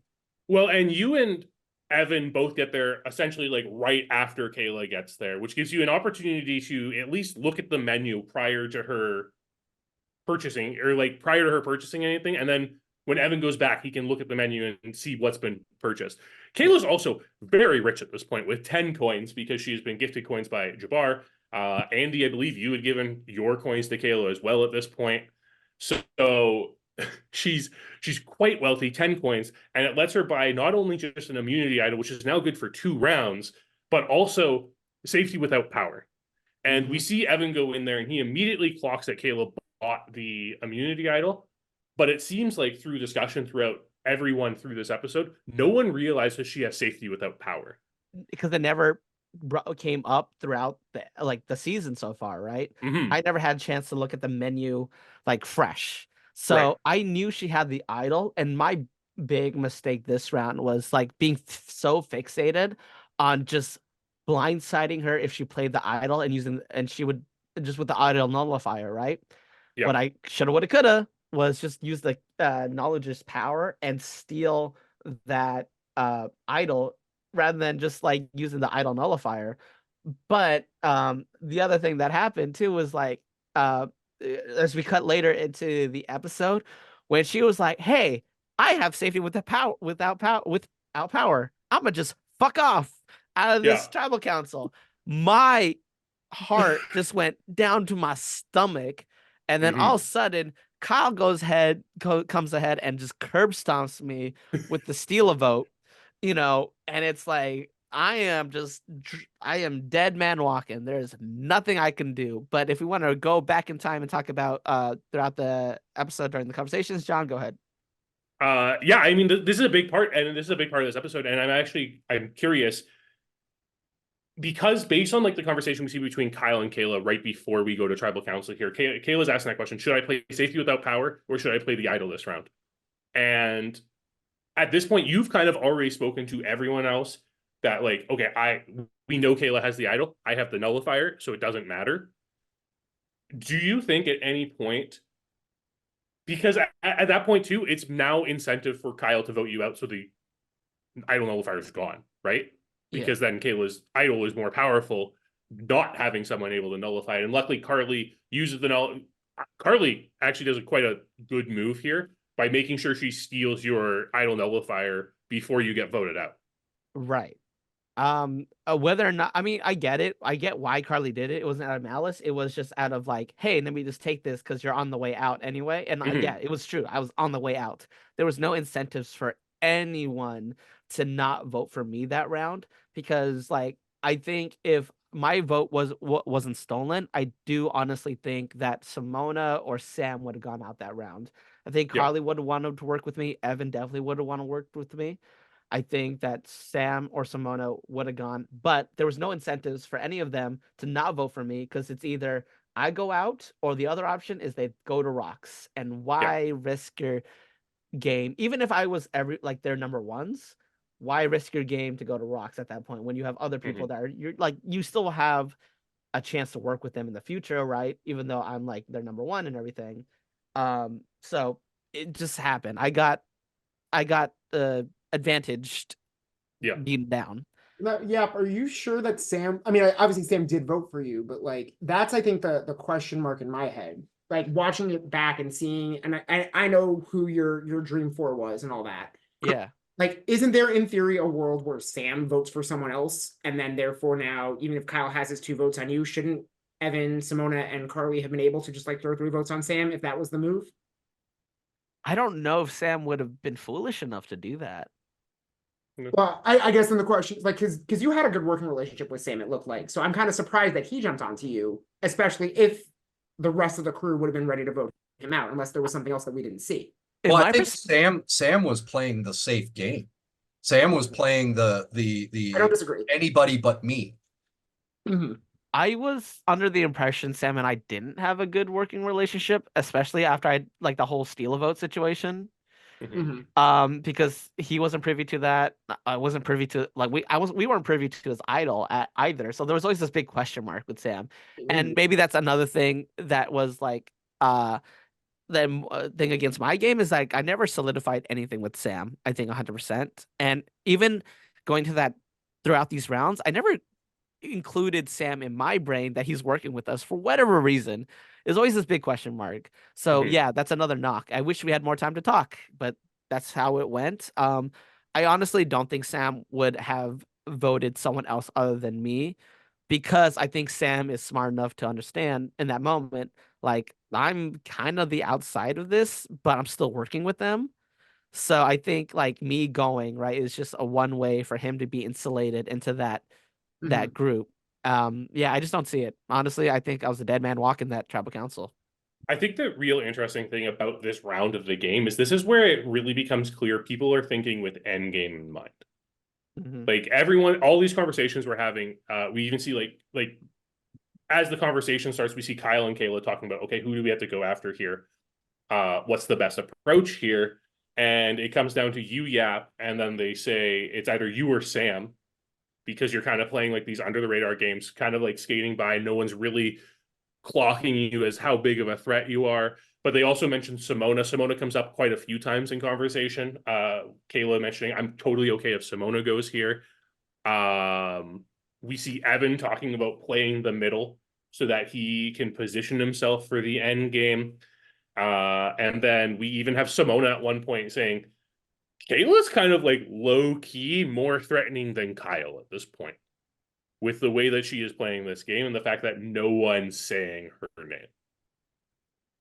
She keeps being immune. I don't necessarily. That does help. Yeah. I mean, people were saying her name, but never with an opportunity to actually vote for her. Right. And like obviously, like if it went our way, I think if it went my way, Kayla would have gone that round. With obviously the nullifier. Why did Kyle and Kayla ultimately land on me? Did they ever say? Was it just because I think it was because you set the tenor of I want to get rid of the talkers. Like you said in that round when you were with him, you're like, I'm a talker, you're a talker, we need to work together. It was the same play I was making. I think at that point the ball was rolling. You were a threat. He called you a coaster, which kind of confused me because you weren't. Yeah. Like by any stretch. And I think that might have been a to rattle you kind of thing. If you're talking, you're threatening. And if you're threatening, you gotta go. The dominoes were set up and then they just started knocking us over. Like it is a travesty that the three of us are here right now together. Yeah, I do think it would made sense in Kayla's game too, because like Evan was willing to work with Kayla so much more. So now that I'm gone, Kayla has more. Evan is more willing to work with Kayla. So kind of, it's like not to call Evan and just a poker chip, right? But like, ultimately, I'm gone, then Kayla gets more Evan to play and work with in the game. So it made sense for Kayla's game. Talking like way after the game, like months after this game happened, I was talking with Kyle, and Kyle mentioned, "Oh yeah, I don't even know if I should have played the steal a vote. Like, I don't think you would have gone home, Yap." I'm like, "No, Kyle, exactly. That steal a vote is the reason I went home." I don't think Kyle understood 100%.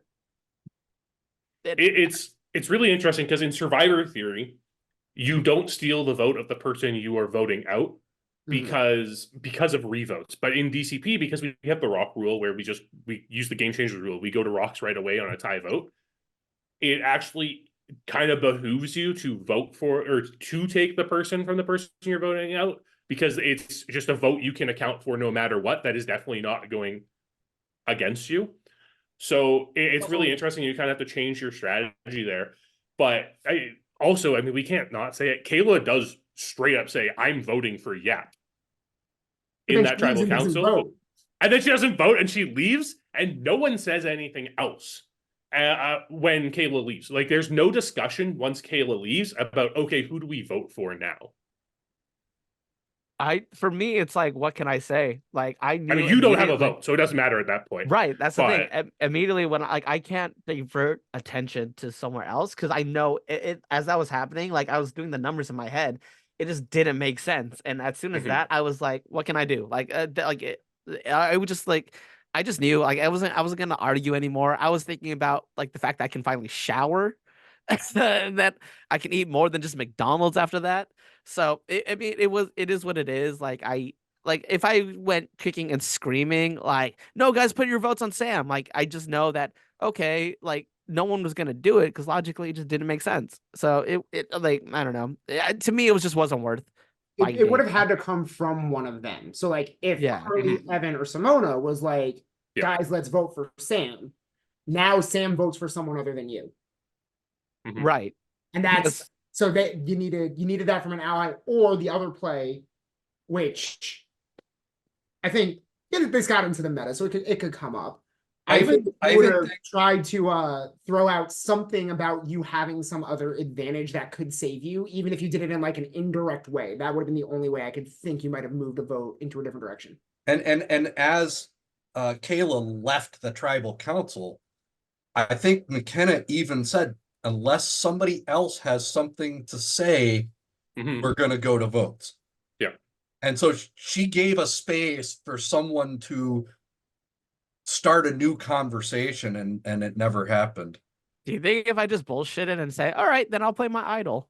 I you wouldn't have think said play my idol. I would have been like, hey, Karli, so we're gonna do the other plan. And that in and of itself be very nondescript.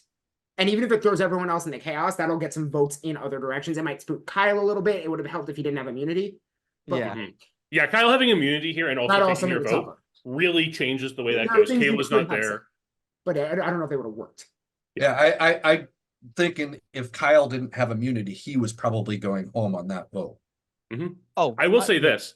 I will say this. Then Kayla gets me. Because this is the I mean, Andy, you used the knowledge is power earlier in the season, and we see Karli here. You don't have to wait till the last minute to use knowledge is power. You can use it quite early in tribal council. There But is no restriction. But I did get a reprimand. No, don't use the idol yet. You'll get a chance. Yeah. That one does have a point where it's like, okay, you can wait till that happens. But yeah, like you don't have to use knowledge is power at the last minute. You can use it beforehand. So Karli could have come into that tribal council and been like, hey, Kayla, do you have an idol? Yes. And taken the idol right there. And it wouldn't have ultimately changed anything, but it could have ended up saying to you, yeah. It would have. I think no one anticipated the safety without power. Yeah. Yeah, I think that's what it comes down to. And again, it kind of falls on you and Evan not realizing it's on that menu when you're in there with Kayla that moment. But at the same time, Kayla got there so fast that she was able to obscure that information from everyone. Yeah, other than Kyle, that obviously Kyle wouldn't have shared it with us. I mean, it happened. Going back a couple episodes when it was all of Oro got a chance to see what was in the time I took the knowledge is power and steal a loser. I can't believe none of us actually chose to buy the challenge advantage. Oh, those were so overpowered. When that was still I mean, and then when we saw, and the weird thing was we were actually winning, even with your $2 advantage. We were in the driver's seat until Kayla made her bid. Yeah, it's all Kayla's fault. My downfall, Kayla. Yeah, but hey, charades. I think even with the advantage, we would have pretty won sure anyway. They could have had the advantage. We would have won. You guys just powered through that. We were at 6 and you hit 10. You would have gotten 2 more before we got another 6. So yeah, I'm surprised, Andy. You do improv. You don't play like 5 things. Fine. I guess the tiger fairly quickly. Yeah, and so I don't know why it took everybody else that long. Can we say inside? Yeah, I know. I fucked up with this. I'm like, oh, this is shark, guys, and then I spent like clam, pearl. Well, so I was guessing for Evan, and he was like walking around like this, and I think this was jellyfish. Yeah. Hey, charades is hard. Like that's a charades is hard. Jellyfish. Yeah. So the good thing about like before that challenge, which wasn't seen, is we spent a good 15 minutes, like 10 minutes, right? Just talking about, all right, obviously we know that since they choose first, they're going to choose land animal. Like we went in there 100% knowing that we were going to choose aquatics because like we just knew that the first option, best option was going to be land animal. And then we spent the rest of the time strategizing, just talking about pre-things made, right? We said it turns out land animal was the hardest. 100%. Right. And then we talked about like things like we talked about this being big and went whale. So that's why within 2 seconds we got whale immediately. And we talked about like how you guys did a great job with the hierarchy thing, but we also did a thing where like, all right, if we clap and point at the camera, that means like you're there almost, but you got like with this, it's like you're in the same idea realm, but now you just got to switch it up a little bit. So I completely forgot all of those plans we made before that challenge. I was just like pufferfish. It was great. Oh yeah, and also we're just good at charades. And I was so mad in the challenge with the coin adding together and stuff. I had a shot to beat you, but I just didn't have enough time because I had one shot. They didn't get the right numbers, so I had the wrong numbers added together. And then by the time I went in, I had like one within like 30 seconds. I had added one together. And then I was getting ready to do the second one, and John's like, nope, it's over. I was like, I wanted to go head to head. No, I was sweating on that one a lot because I kind of knew in that first strat chat where I was like, okay, am I gonna give this away? Like, even the notion of me being a math teacher, I did not realize carried so much weight, like how that was like a secret that Emily kept. I will say that part of the fodder I had to start to build up a case against Kyle in the original tribe was that he had announced that Jabbar was a math teacher, and he just said that straight up. Right. And I was like, number one, why is Jabbar not doing the math section? But also that was like the first piece of, oh, Kyle's strategizing, and I kind of tried to blow that up a little bit. But you know, we were in kind of a similar boat where I had a couple people who gave me wrong things, like Naropa just guessed and he was in the wrong spot. And then I also wasn't told that I had to make change for a 20. Like that instruction was like the second or third time I was in there. Well, and for us, two people came back with A1. Yes. One of them I had that too. One of them, my amounts were the same. And one of them had not added the number. They were different numbers. So one of them had added them wrong. But I believe Jabbar said that while he is a math teacher, I think he said that he wasn't very good at money math. Yeah. And I get it, because money math is a different animal, because you're not just adding numbers together. You're taking a different concept of what's a dime, what's a quarter, oh, that's 25 cents. And so you're like 3 levels of math logic away from getting the final count. And so it is different. It's very easy to make a mistake. It is. Since we're talking about past challenges real quick, I just want to talk about the second challenge. When we had to throw the cards in the cup, in the second challenge, I beasted that through with 3 seconds. Because hey, tip, the only instructions of that thing was as long as your feet are behind the line of 4 feet. That's right. I had a shelf near where my cup was, and I leaned my whole body forward, so I held myself up with leverage and just dropped it in. And I tried so hard to tell Karli, you have a table right there. Yeah, no, you did tell her several times. So many times. Use that leverage to hold yourself up and just drop it in. And like, I don't know, like they're future DCP Survivor players. Well, and I put up against here, I had put my whiteboard up and put my cup against the whiteboard.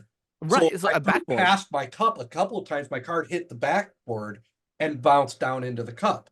So I was super fast on that one too. I'm pretty sure we said no backboards for that challenge. Did you? You guys didn't say I did. Well, then bring Rob back into the game and we got to go back from there. What is this?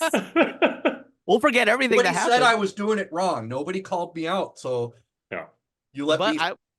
I was good to do that whole leverage thing, right? But that's also how I got the ball in the cup so fast. I bounced it off the back. Technically, we did say, I mean, even me, like even in challenge testing and stuff, right, where I also do it really quickly because I have an arm that is almost 4 feet long. So I can.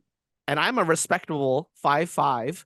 Yeah. And I was able to like leverage it with my average height of 5'5" to like get that challenge clean. So future DCP Survivor players, learn to game the game. If they don't tell you you can't do something, you can. Unless they don't tell you and then you start doing it and then they blow up your spot. Right. When you try to strategize in the one place where you can have a private conversation and they say no. Right. So let's just wrap up this episode here. We have a couple more things we just want to talk about with the vote, because in this tribal council, Evan says he checks his Fitbit and it says he has had 310 minutes of activity from sitting in his chair all day. So if that doesn't tell you how stressful these games are, I don't know what will. And he also tries to play his burnt bagel on you, Yap. That bagel. When he said he had something, I legitimately thought, oh my fucking God, all this inroads I was putting in with Evan, I truly thought Evan was my number one and I was his number one. Well, another thing, had no idea. I don't think we all had any idea how much Evan was investing in his relationship with Kayla, right? That was a pre-existing relationship. That was also, it was kind of made clear when they like announced, and then Evan did tell us after the game that they had known each other before. Right. Flew under our radar. So I had no idea. I think Evan is in the middle of balancing all these close relationships, but ultimately these close relationships don't want to work with each other. Right. Yeah. So anyway, he pulls out that like, oh my God, it's happening. I'm going to be safe. And I like to put this burnt bagel on you. I straight up call him, oh, you son of a bitch. With love. With love, Evan. Yeah. F you for giving me hope. Seriously, I had hope, and then he pulled it, and then I'm like, well, this thing that got introduced in episode 2, I think. I mean, just like What a any great improv, story. huh? What a great arc, though, for the fucking bagel. I know, just like any long form improv set, something you introduce in the first scene gets a payoff in the second to last or the last scene of a montage in an improv set. Oh my God, the audience. How often is that the button, right? Right. The audience would have been a blackout, right? The audience would have stood up, cheered, and applauded. But me, I'm the victim of that damn joke. Yes, you are. And but you still bequeath all your coins to Evan. Right. Not knowing how much of I had no idea again, like how much of like he was in with Kayla. I really thought he was going to continue working. Like I think he was just gonna continue leverage working with his OG we'll see. Yeah. I think a lot of it was like it comes across in these episodes that he really did want to work with you and Karli. And that was important. And it just like he was kind of stuck between a rock and a hard place here. He puts this vote on Simona, and we see Simona's response to this right away. Simona's like, which one of you did this? Which I understand, because to be honest, it didn't really make sense for Evan to do that. Maybe to cause paranoia, but even then, I think he should have just gone with the tides. And like, even if I was Evan's number one in the game, I think like pick up the pieces from there, right? Which we'll see if he does. But yeah, I still give it to Evan just because I am a loyal player. I think. Sorry, Vogl, I just wasn't loyal to you. Oh. All right. Well, and should I have been? Well, yes. I'm sitting here. Well, okay, gentlemen. This is by far and away our longest after the snuff yet. It's been delightful speaking to each and every one of you. Before we wrap things up, we do have a tradition here at DCP that we need to see. So in boot order, No questions? We're going to go. No, well, we've I didn't even get to do 2 hours list. already. We've answered a lot of them. I didn't get to do my list. This will have to be for the after the snuff. I'll explain to you guys later. Okay, perfect. You can always post it in the after the snuff chat on the Facebook group so everyone can see it. I'm going to start my own competition podcast because I didn't love how the PL was talking about me, so we're gonna change it up. Okay, and then, but before we leave today, we'll just go in boot order. So we'll start with you. One word to sum up your game. I thought about this a lot. We're gonna go with incomplete. Okay. Because I could have done so much that I didn't get to do. All right. Andy? Yeah. I'm trying to come up with the word that kind of encapsulates screwed up because of my own paranoia. I guess just paranoid. Okay. And yeah, let's end off with you. I would say a blooper. You know, just like any blooper, there are mistakes, but in the end, you laugh about them. All right. Well, thank you again, all three of you, for joining me. I've had an absolute blast going through this. I'm sure the listeners have as well. Thank you, listeners, for spending your last 2 hours with us talking through all of this. I hope you learned more about the game and all these players' insights. Please make sure you like the video, subscribe to the channel. We're getting to the end game here in Moneta Bank. We are so close. We're at the pointy end of the stick. So make sure you tune in on Monday and Thursday this week. We have another phenomenal pair of episodes coming out for you. Thank you again, everyone, and we will see you next week.